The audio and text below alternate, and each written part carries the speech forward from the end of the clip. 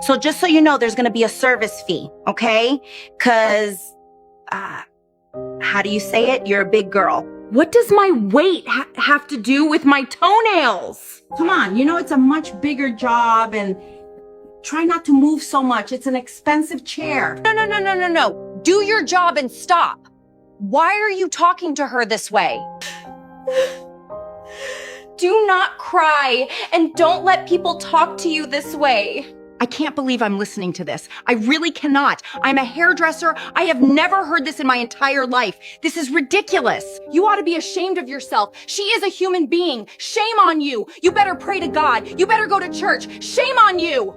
That's highly disrespectful. You need to apologize to her. It doesn't matter. This is your job. You do your job. Now you go apologize to her. If you apologize or you just walk out and not come back, that's it, because you're very disrespectful.